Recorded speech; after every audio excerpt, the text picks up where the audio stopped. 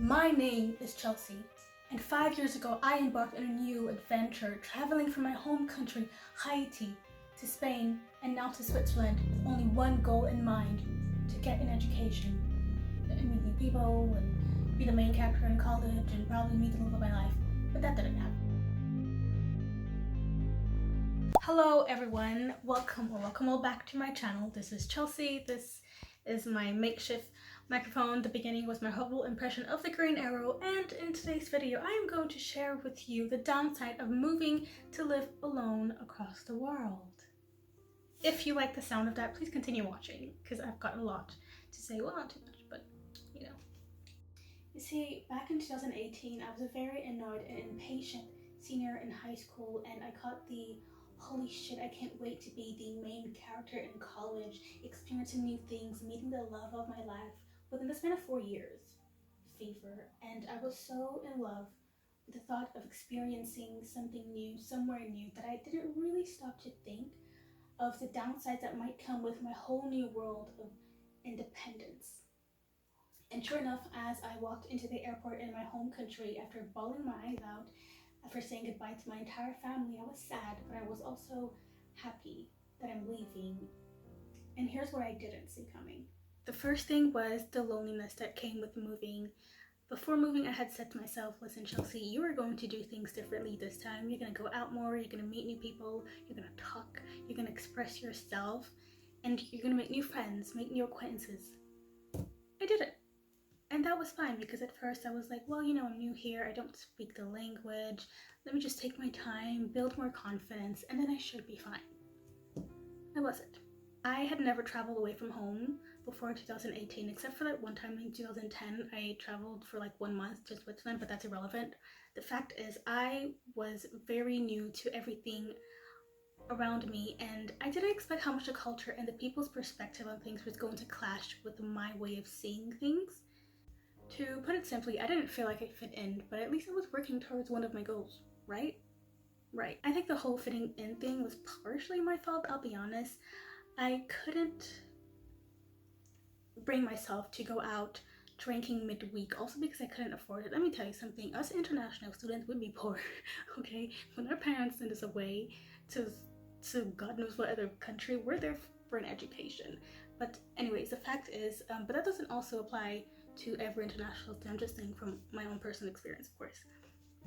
And it wasn't just the partying itself, it was also the topics of discussions with people. Those people, they were traveling, they had, you know, they had a job, and they had different things that really I wasn't participating in.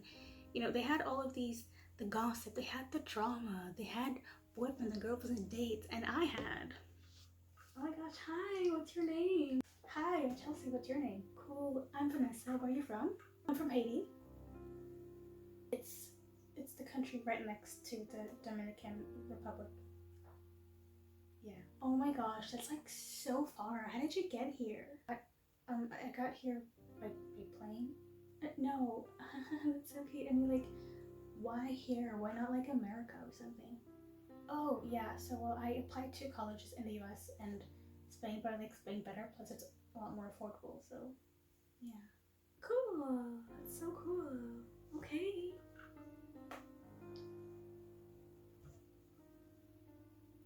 Literally most, if not all of my conversations went like this, sort of. I mean, throughout the years I did improve better, but needless to say, I'm friendless, okay? Most of the people that I'm close with are on another continent, and people change, and that's totally expected. What's not exactly expected is to go 4 years without actually going back home and seeing your family. That's just my case. It's something that I'm 40% fine with most of the time, except for Christmas, family birthdays, New Year, or when I speak with my family and they're like, oh, I missed you, and I'm like, oh, I miss you too. Or when I moved to Switzerland, but that's for later on. Next, there's the independence part, which shoot, away from home, you know, there's no house rules, no parents ruling with an iron fist, which really was not the case for me, but that's just an example. Although, and you know, some days I would just sit and think, oh my god, I get to eat this today, or I get to not eat at all, because sometimes I just and I don't feel like it. But if I was back home, they'd be like, "You didn't eat today? Just like have a cracker or something." Like, no, I'm not hungry. But you know, that's kind of also pretty irrelevant. Or I would just like get up and be like, you know what? Let me just take a train to another part of Spain, okay, and stuff. But back home, I couldn't really do that. I needed to have a car, and that's annoying. It's different country, different culture, different stuff. Understandable. But there's the other side of claiming your independence away from home, and it only goes this far because unless you have a very fat bank account or a job, you're kind of limited, right? And even when I was back home in Haiti, I hated asking. I hate asking even more since I left home because it's supposed that I'm out there doing big girl things, starting my life little by little, and I don't like to depend on other people, and it's just something that I've come into terms with, which just means that I get to be independent, but some of my things are limited, and it's not something that I'm extremely proud of, but I'm working on it. I want to be independent, but also embody all of the aspects that come with being independent. I think that everybody who is in the same situation as myself would say the same, unless not, then I mean, go off, sis, if that's what, you're a material girl. As a student, I'm not allowed to study and to work, so I am independent, but I'm also very budget friendly, independent, yeah. Anyways, so this is my life in Spain from October 2018 to July 2021, and then I moved to Switzerland. Yeah, so 2021 I moved to Switzerland for 1 year. The opportunity came for me to do an exchange year abroad, and I chose Switzerland because not only do I have family there, I would definitely not be feeling so alone, which was getting tiring back in Spain. So I was like very excited to visit this new country. I had already been there before, like twice, and I really liked the vibes. It looks great, but that was my experience of just like a few weeks, it's nothing compared to a full year, which I'm finishing now. I posted a video before on my move, and basically what I said was the people here are just like me, okay? I am quiet, they're quieter. Is that even a word?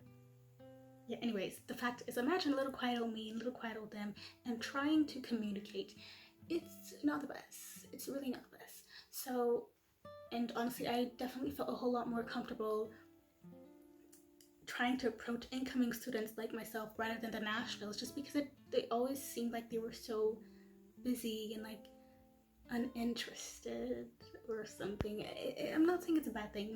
The fact is, the country is very beautiful. The people look fine. I mean, the fact is, I consider myself to be a lot like them. They're very closed off, very all about their business, doing what they gotta do, and that's how I am. So the fact that I can understand the way that they act, because it's the way that I act, it kind of, we kind of clashed. We're not opposites, like alike. We repel. Things that are alike repel. I have not befriended a single Swiss person. Not one. Not one. Everyone that I have come into contact with who I clicked, even temporarily, it was a foreigner like myself. And it's fine. It's okay. And it wasn't just that. Coming here, I wasn't expecting the limitations that I would face again. I'd left back my little babysitting job, my little English job back in Spain. So again, I had to be very stingy with what I was making, or not in this case, because the salary was non-existent. So I definitely felt like I was being restrained and limited a whole lot more here than over there. And let me tell you, the country is beautiful. There is a lot to offer, but it costs money. Let me tell you something. It's not a lie, y'all. This country is expensive.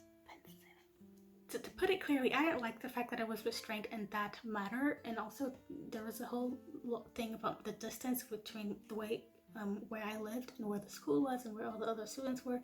I wasn't included in all of these stuff. But I do love the fact that I live with family, because I got to, I got to spend some quality time with them. Everybody's great, and it was really nice to be with them, except for holidays.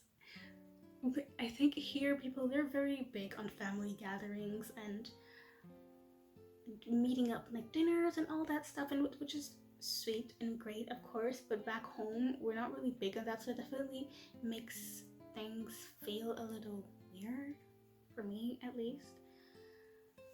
But anywho, symptoms of an international student in Europe may include, but is not limited to, loneliness, nauseating brokenness, confusion, self-doubt, decrease in already non-existent confidence, the need to do so much more but can't, the side of depression. Proceed at your own risk. Thank you guys so much for watching me complain about my life once again. I think I've already done this video, but I'm not too sure. Anyways, I'm pretty sure I do that in every other video. But the fact is, thank you guys so much for watching this video. Don't forget to like, subscribe, and comment.